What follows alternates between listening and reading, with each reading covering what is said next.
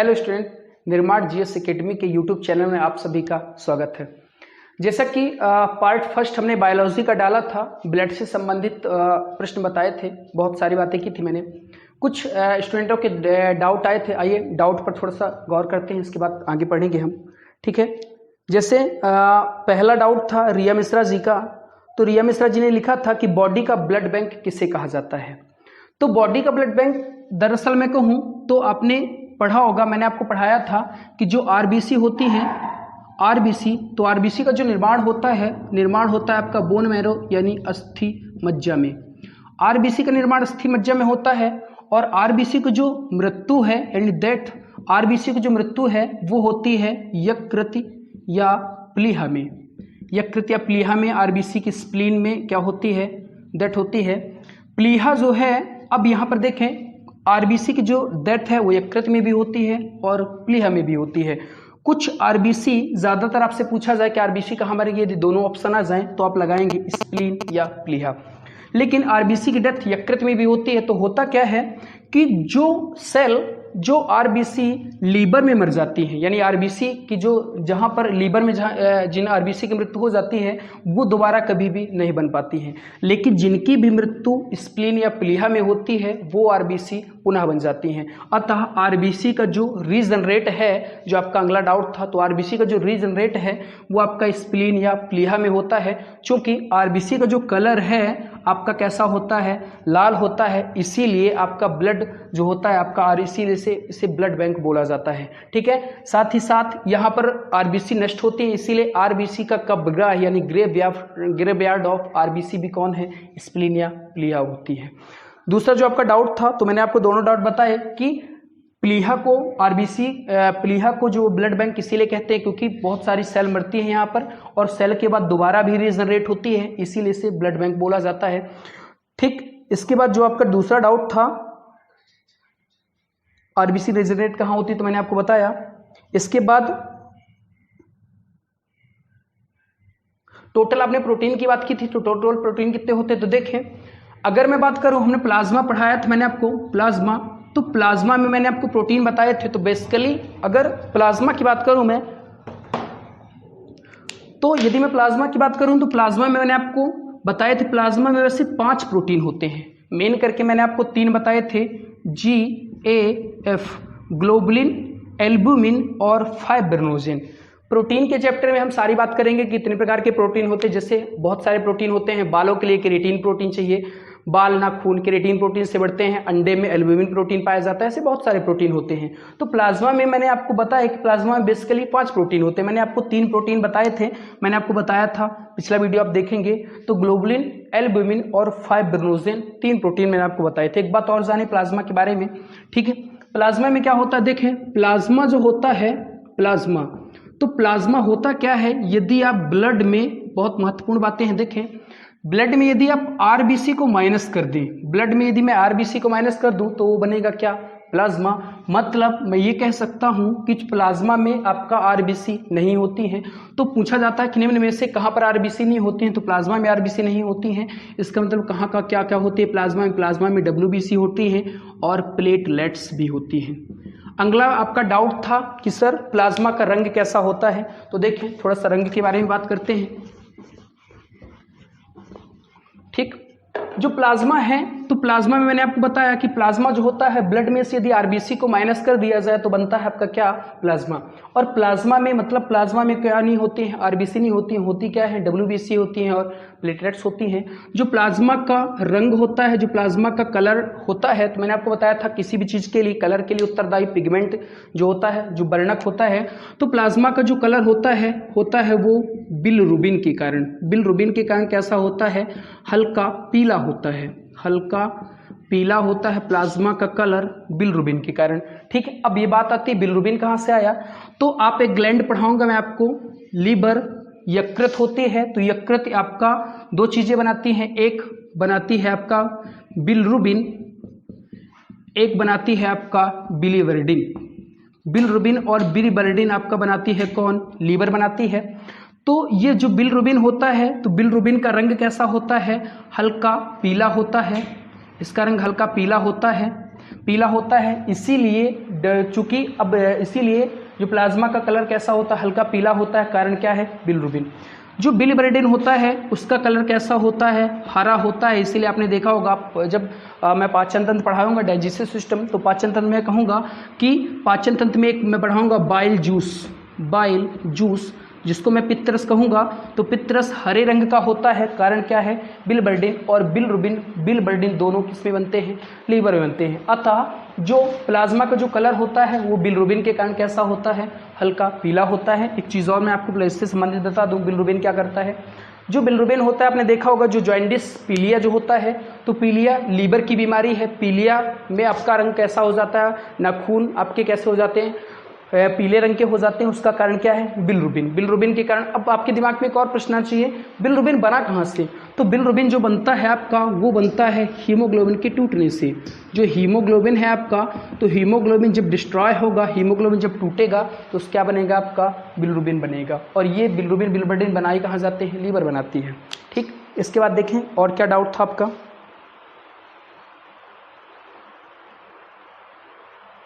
Plasma का colour हुआ, इसके बाद ब्लड का नेचर आपने लिखा था कि basic nature basic plus alkaline होता है। देखें बेसिक एल्कलाइन के बारे में बता देता हूं। देखें आपका जो मैंने ब्लड के बारे में बताया, देखें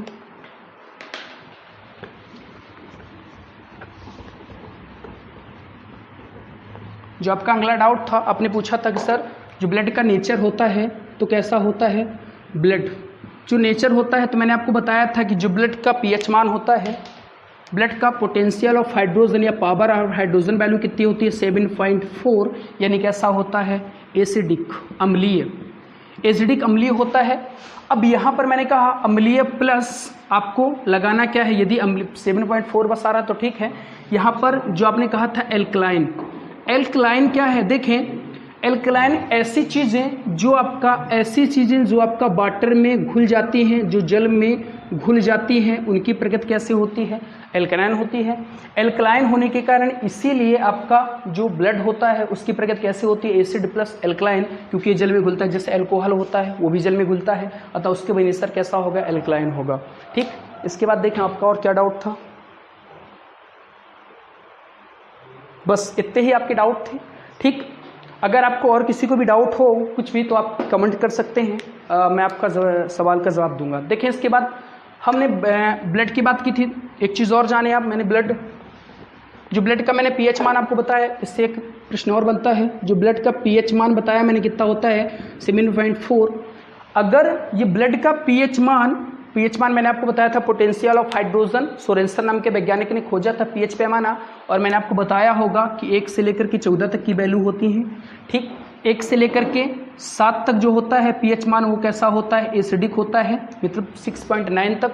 जो 7 होता है आपका कैसा होता है? न्यूट्रल यानी उदासीन, और 7 से अधिक कैसा होता है? क्षारीय होता है। अब आपके दिमाग में प्रश्न आना चाहिए कि यदि ब्लड का जो पीएच मान है वो आपका 7.4 से कम हो जाए तो क्या हो जाता है? यदि ब्लड का पीएच मान 7.4 से कम हो जाए तो आपका ब्लड जो है पानी बनना शुरू हो जाता है। ठीक, इसके बाद यदि ब्लड का पीएच मान 7.4 से बढ़ जाता है तो ब्लड आपका क्या हो जाता है? जमना, क्लॉटिंग शुरू हो जाती है। ठीक, तो ब्लड का जो पीएच मान है वो 7.4 ही होना चाहिए। यदि इससे कम होगा तो पानी बनेगा, और इससे यदि ज़्यादा होगा तो क्लॉट करके ब्लड रक्त का थक्का जम जाएगा। ठीक, इसके बाद देखें एक बात और, आपके दिमाग में 2 प्रश्न और मेरे दिमाग में आ रहे हैं। देखें आपने सुना होगा, ठीक, WBC की बात करते हैं। अगर आपको किसी को और भी डाउट हो तो आप एग्जाम से उसमें डाउट सेशन में डाल सकते हैं। देखिए WBC वाइट ब्लड कार्पसस या वाइट ब्लड सेल। जो WBC होती है, तो WBC की जो खोज है वो है करने वाले विलियम एडिसन। WBC की खोज जो है विलियम एडिसन ने की थी। देखें RBC की जो खोज है वो आपका एंटोनी वॉन ल्यूवेनहॉक, मतलब RBC के खोजकर्ता का नाम क्या है? ल्यूवेनहॉक। RBC के खोजकर्ता ल्यूवेनहॉक। RBC की खोज मैंने आपको बताया कि RBC की खोज ल्यूवेनहॉक ने की। WBC की जो खोज है वो विलियम एडिसन ने की। दूसरी बात, WBC में सेम जैसा RBC हमने पढ़ा, सेम WBC पढ़ेंगे। जो WBC का जो अन्य नाम होता है WBC का अन्य नाम, जैसे RBC का अन्य नाम था, सेम WBC का अन्य नाम है आपका ल्यूकोसाइट। ल्यूकोसाइट RBC का अन्य नाम है, WBC का अन्य नाम ल्यूकोसाइट। तो मैंने आपको बताया था कि WBC बनने की क्रिया को कहा जाता है, बनने की क्रिया को ल्यूकोसाइटोसिस, ल्यूकोसाइटोसिस। और यदि WBC की कमी हो जाए, शरीर में WBC की कमी को कहा जाता है ल्यूकोसाइटोपीनिया। ल्यूकोसाइटोपीनिया कहा जाता है WBC की कमी को। जो WBC होती हैं, तो WBC का जो निर्माण होता है, WBC का निर्माण सेम जहाँ पर RBC का निर्माण होता है, सेम WBC का निर्माण होता है। तो WBC का जो निर्माण होता है वो होता है आपका अस्थि मज्जा में, बोन मैरो। मैंने आपको बताया था कि बोन होती है, बोन के बीच का खोखला भाग होता है, उससे बोन मैरो कहा जाता है। तो जो WBC का निर्माण है वो भी अस्थि मज्जा में होता है। और WBC की जो मृत्यु है, WBC की जो मृत्यु है वो आपका होती है कहाँ पर? ब्लड में, ब्लड में ही मृत्यु होती है। तो WBC की मृत्यु हो जाती है ब्लड में। अब WBC, आपके दिमाग में एक और प्रश्न आना चाहिए, जैसे RBC की मृत्यु हो रही थी कहाँ पर? RBC का कब्रगाह स्प्लीन, ठीक इसी प्रकार WBC की कब्र कहाँ बनती है? ब्लड में बनती है। और WBC रीजनरेट मतलब पुनः उत्पन्न दोबारा कहाँ पर रीजनरेट होते हैं? WBC ब्लड में। जहाँ पर जिनकी डेथ होती है वहीं पर वो रीजनरेट भी होती हैं। तो इनकी जो मृत्यु हो रही थी वो कहाँ पर? ब्लड में हो रही है WBC की मृत्यु, अतः रीजनरेट भी ये कहाँ पर होगी? ब्लड में ही होगी। अब WBC की बेसिकली और देखते हैं WBC में और क्या है।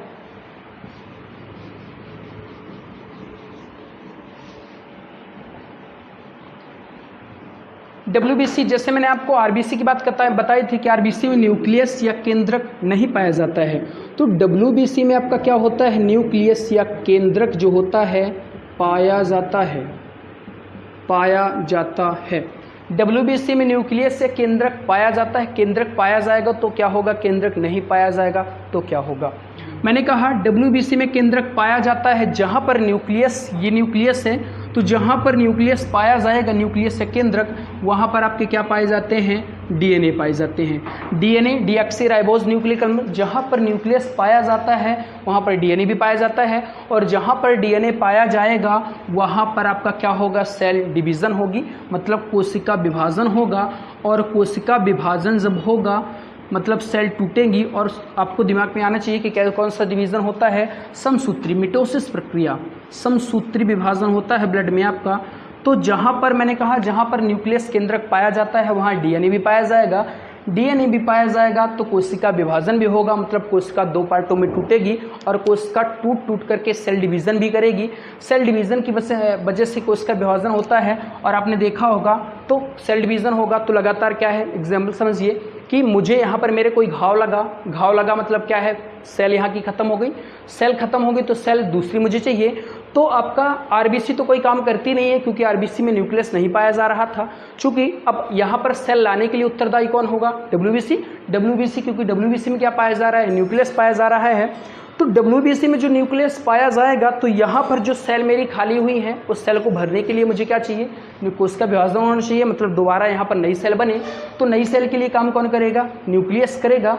तो यहाँ पर कोशिका विभाजन भी होता है। ठीक, दूसरी बात आपने सुना होगा कि कैंसर, अनियंत्रित जो गांठ होती है, तो अनियंत्रित गांठ के लिए देखें, जैसे कैंसर आपने देखा होगा कि शरीर में यदि लगातार कोई भी कोशिका डिवीज़न होती है तो डिवीज़न होते होते क्या होती है?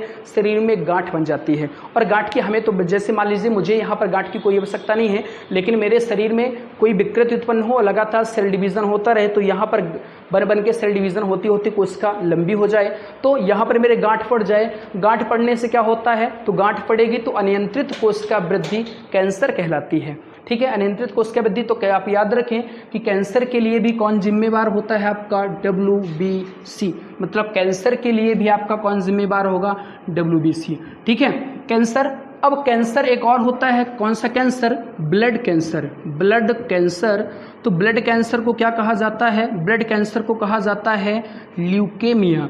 ल्यूकेमिया कहा जाता है क्योंकि WBC का नाम होता है ल्यूकोसाइड, तो ल्यूकोसाइड की असमान वृद्धि के कारण कैंसर हो रहा है, इसीलिए ब्लड कैंसर का नाम क्या है? ल्यूकेमिया। मैं आपको बताऊंगा ब्लड कैंसर।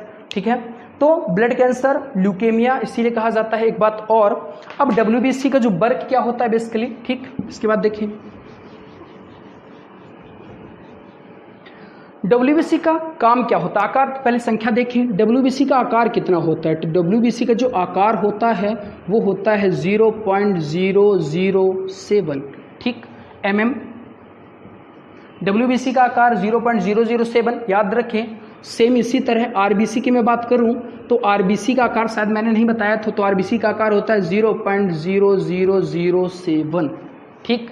तो यहाँ पर mmHg, एक बात और समझें आप, तो यहाँ पर अगर मैं बड़ी करूं तो RBC की तुलना में WBC क्या होती है, बड़ी होती है। मतलब WBC की संख्या में कम होती है। मैंने कहा कि संख्या में कम लेकिन आकार में क्या होती हैं, बड़ी, आकार में बड़ी, ठीक। संख्या में ये कम होती है, संख्या में ये ज़्यादा होती हैं, और ये संख्या में क्या होती है, कम। लेकिन अगर मैं RBC और WBC के आकार की बात करूं तो आकार में बड़ी कौन होती है, WBC। कैसे, देखें, मैं एक अनुपात बनाता हूं, RBC अनुपाते WBC अनुपाते आपका प्लेटलेट्स।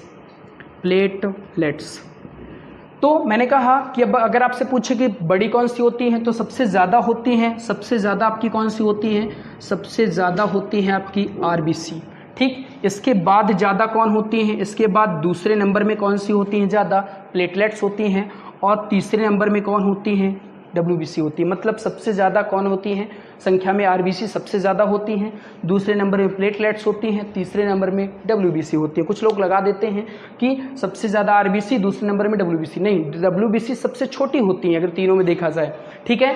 अगर संख्या में मैं देखूं तो RBC जो होती हैं वो आपका मान लीजिए अनुपात में 600 अनुपाते WBC का 1 और प्लेटलेट्स का कितना, 40, मतलब 600 अनुपाते 1 अनुपाते 40, ठीक। यहाँ से एक बहुत महत्वपूर्ण प्रश्न बना आपका। तो याद रखें कि RBC भले ज़्यादा होती हैं, संख्या में भले ज़्यादा होती हैं, लेकिन आकार WBC का ज़्यादा होगा, ठीक। इसके बाद देखें, अब WBC का आकार मैंने आपको कहा कि 0.007 mm, लेकिन RBC का आकार कितना है, 0.007 mm। एक बात और, WBC का जो आकार होता है, तो ये तो मैंने आपका नापने में बताया। WBC का जो आकार होता है आपने किताबों में पढ़ा होगा कि आपका अमीबा की तरह होता है, अमीबा की तरह, या कुछ किताबों में लिखा रहता है कि WBC का आकार जो होता है वो अनियमित होता है, इरेगुलर होता है। अनियमित मतलब इरेगुलर। WBC का जो आकार होता है वो अमीबा की तरह होता है, या अनियमित होता है, या इरेगुलर होता है। कारण क्या है इरेगुलर का, इसीलिए लिखा रहता है क्योंकि आपने देखा होगा कि अमीबा कैसा है, आपने पढ़े होंगे कि जीव, ठीक। थोड़ा सा देखें इसके बारे में, आपने पढ़ा होगा कि जीव दो प्रकार के होते हैं, एक होते हैं एक कोशिकीय जीव और एक होते हैं बहुकोशिकीय जीव। एक कोशिकीय जीव और दूसरे जो जीव होते हैं वो होते हैं बहुकोशीय जीव, ठीक है। जिनका शरीर एक ही प्रकार की कोशिकाओं से मिलकर बना होता है वो एक कोशिकीय जीव होते हैं, और जिनका शरीर एक से अधिक प्रकार की कोशिकाओं से मिलकर बना होता है वो होते हैं बहुकोशीय जीव। जैसे मनुष्य बहुकोशीय जीव है, हमारा जो मानव शरीर होता है, तो मानव शरीर में अगर मैं ह्यूमन बॉडी की बात करूं तो 206 हड्डियां होती हैं हमारे शरीर में। अगर मैं छोटे बच्चे की बात करूं तो 300 प्लस हड्डियां होती हैं, ठीक। तो जो जीव होते हैं दो प्रकार के होते हैं, एक कोशिकीय जीव और बहुकोशीय जीव। और जो भी एक कोशिकीय जीव होंगे, समझें आप कि जिसके शरीर में एक कोशिका होगी तो अपना आकार कभी ऐसा करेगी, वो कभी ऐसा करेगी, कभी छोटा बनाएगी, कभी बड़ा बनाएगी। इसीलिए इसका आकार कैसा होता है, अमीबा की तरह, क्योंकि अमीबा एक कोशिकीय जीव है और एक कोशिकीय जीव अपना आकार कभी भी बदल लेते हैं। इसीलिए किताबों में लिखा रहता है अमीबा की तरह और अनियमित, इरेगुलर, ठीक। इसके बाद देखें,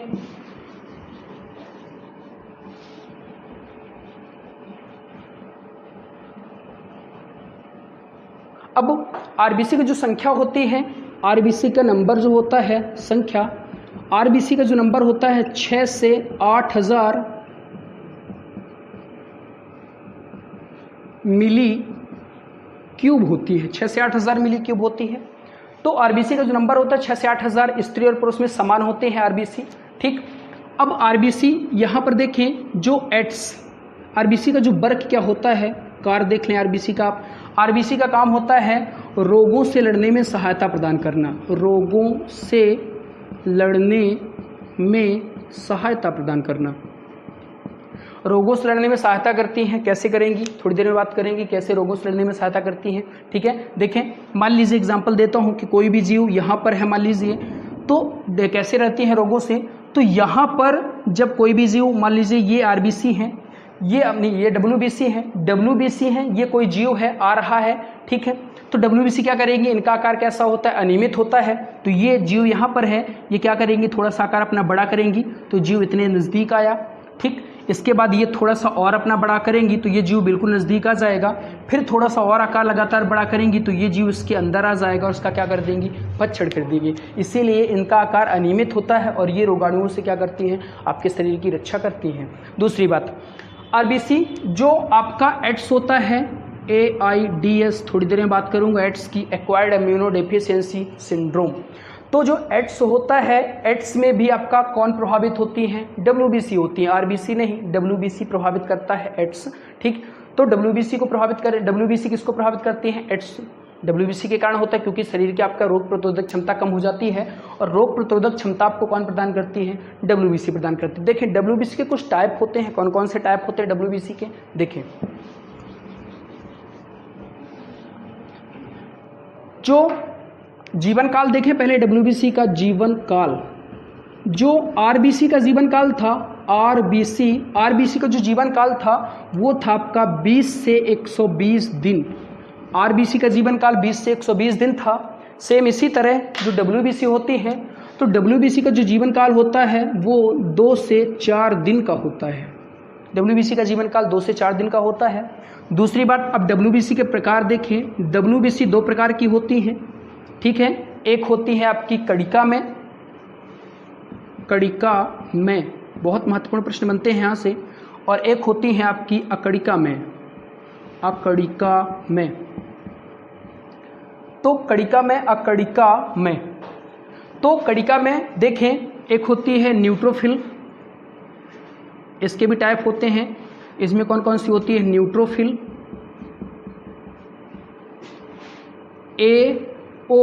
एओसिनोफिल,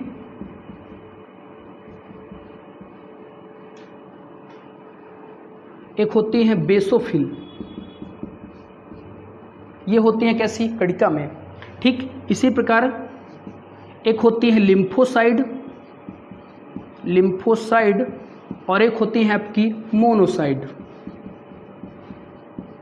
तो डब्ल्यूबीसी 2 प्रकार की होंगी, एक कड़िका में होंगी और एक होगी अकड़िका में। कड़िका में कौन कौन सी होती हैं, जिनमें कड़िकाएं पाई जाती हैं, न्यूट्रोफिल, एसिनोफिल, बेसोफिल्स, और अकड़िका में कौन कौन सी होंगी, लिम्फोसाइड और मोनोसाइड। दूसरी बात देखें आप, इस डब्ल्यूबीसी की अगर मैं बात करूं तो न्यूट्रोफिल 60 से 70% जो होती हैं, कौन होती हैं, न्यूट्रोफिल होती हैं। जो एसिनोफिल होती हैं वो आपकी 2 से 3% होती हैं, कौन, एसिनोफिल्स। इसके बाद होती हैं बेसोफिल्स। इसके बाद लिम्फोसाइड देखें, जो 2 से 10% होती हैं वो आपकी होती हैं, कौन, लिम्फोसाइड। मोनोसाइड जो होती हैं 20 से 25% होती हैं, और जो बेसोफिल्स होती हैं वो होती हैं 0.1%। सबके अलग अलग वर्ग होते हैं। देखें जो आपका यहाँ पर मोनोसाइड है, यहाँ से बहुत महत्वपूर्ण प्रश्न पूछे जाते हैं। देखें जो मोनोसाइड है, इसमें आपसे पूछा जाएगा कि निम्न में से किसका आकार सबसे बड़ा होता है, किसका आकार सबसे छोटा होता है। तो जो मोनोसाइड है उनका आकार जो होता है, मोनोसाइड का जो आकार होता है वो कैसा होता है, सबसे बड़ा। मोनोसाइड का साइज या आकार सबसे बड़ा होता है। और जो लिम्फोसाइड होती है उनका आकार जो होता है वो सबसे छोटा होता है, सबसे छोटा। मोनोसाइड का आकार सबसे बड़ा और लिम्फोसाइड का आकार सबसे छोटा। जो मोनोसाइड होती हैं उसे ब्लड ऑफ पुलिस कहा जाता है। इनका अन्य नाम होता है ब्लड ऑफ पुलिस। मोनोसाइड का जो अन्य नाम होता है ब्लड ऑफ पुलिस, उनको कहा जाता है। जो लिम्फोसाइड होती है, तो लिम्फोसाइड भी आपकी कैसी होती हैं, ये भी 2 टाइप की होती हैं। एक होती है आपकी बी सेल और एक होती है आपकी टी सेल। जो आपका एड्स होता है वो आपका इसी लिम्फोसाइड को प्रभावित करता है। लिम्फोसाइड में ये जो टी सेल है, टी सेल भी 2 पार्टों में होती है, T4 और T8। तो इसमें प्रभावित करता है मेन करके एड्स जो होता है। तो आपसे पूछा जाएगा एड्स निम्न में से कौन सी कणिकाओं को प्रभावित करता है, तो लिम्फोसाइट को प्रभावित करता है। और लिम्फोसाइट कितने टाइप की है, 2 टाइप की, बी सेल और टी सेल। और अगर बात करूं मैं आपको एड्स समझाऊंगा तो टी सेल भी 2 टाइप में बांटूंगा, T4 और T8, इसके भी टाइप होते हैं। जो आपका एसिनोफिल होती है, अब सबके अलग अलग वर्ग देखें, ठीक। जो आपका एसिनोफिल होती हैं ये आपका एलर्जी में सहायता करती हैं, एलर्जी। जो आपका एसिनोफिल होती हैं वो आपका एलर्जी में सहायता करती हैं, एलर्जी, धूल से यदि आपको एलर्जी हो जाती है तो एलर्जी में सहायता करती हैं कौन, एसिनोफिल, ठीक। इसके बाद जो होती है बेसोफिल्स, ये आपका सहायता करती है आपकी सूजन में, यदि आपके शरीर में सूजन नहीं आने पाती है बेसोफिल्स की वजह से। आपने देखा होगा हम चलते चलते यदि कभी गिर जाते हैं तो थोड़ा सा गिरने के बाद भी हमारे शरीर में चोट लग जाती है, तो क्या है आपका माथा, हाथ, ये सब क्या हो जाते हैं, सूज जाते हैं। सूज जाते हैं किसके कारण, बेसोफिल के कारण। और क्यों, क्योंकि इनका जो परसेंटेज है वो बहुत कम है, 0.1। तो 0.1 होने के कारण यदि हमें थोड़ी सी चोट लगती है तो भी हमारा क्या है, शरीर फूल जाता है, सूजन में आ जाता है। न्यूट्रोफिल पूछा जाता है कि सबसे ज़्यादा आकार किनका बना होता है, तो 60 से 70% क्या है, न्यूट्रोफिल्स का बना होता है। तो अगर इनको ये चूंकि क्या करती हैं, न्यूट्रोफिल्स का सबसे ज़्यादा साइज होता है, सबसे ज़्यादा परसेंटेज होता है, मतलब WBC में सबसे ज़्यादा कौन होती हैं, न्यूट्रोफिल्स होती हैं। तो न्यूट्रोफिल्स को बोला जाता है भक्षण करने वाली कोशिकाएं। मेन करके बेसिकली WBC में अगर आपसे पूछे कि निम्न में से कौन सी कोशिकाएं भक्षण करती है रोगाणुओं का, तो कौन सी होती हैं, वो न्यूट्रोफिल्स होती हैं, जो क्या करती हैं, भक्षण करने का कार्य करती हैं। फ्रेंड्स, अभी WBC के बारे में थोड़ी सी जानकारी और है, इसके बाद नेक्स्ट पार्ट में हम अगली जानकारी देंगे, ठीक है। Thank you. यदि वीडियो हमारा अच्छा लगा हो तो लाइक करें, सब्सक्राइब करें और शेयर करें। Thank you.